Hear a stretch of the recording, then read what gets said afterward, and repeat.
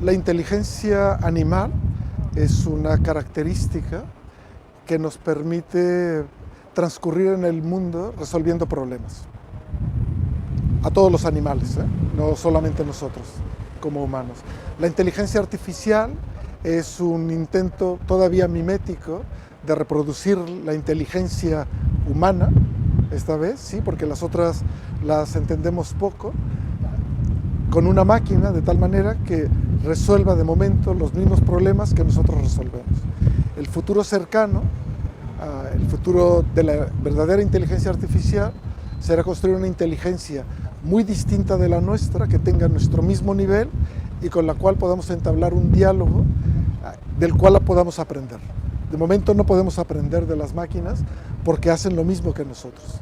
Un poco más rápido, un poco más consistentemente, pero siempre lo mismo que nosotros.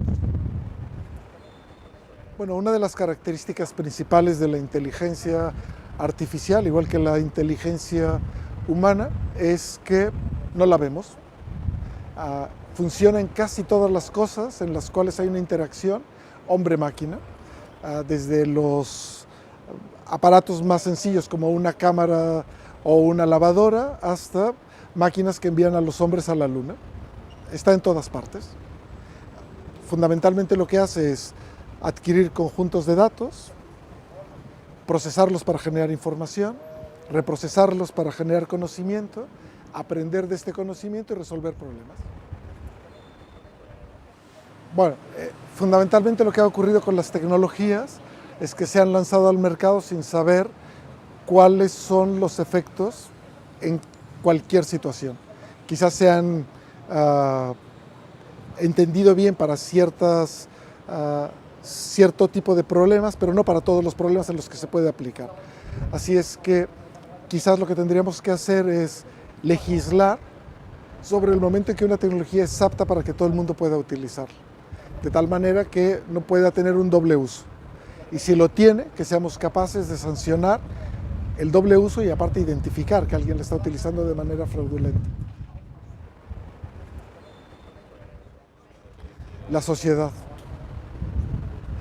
Fundamentalmente lo que ocurre es que no tenemos una clase política educada como para entender qué es lo que está pasando con la tecnología.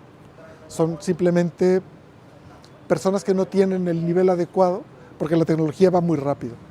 Avanza demasiado rápido y hay demasiados intereses económicos en hacerla muy rápida. Bueno, a ver, vamos a ver.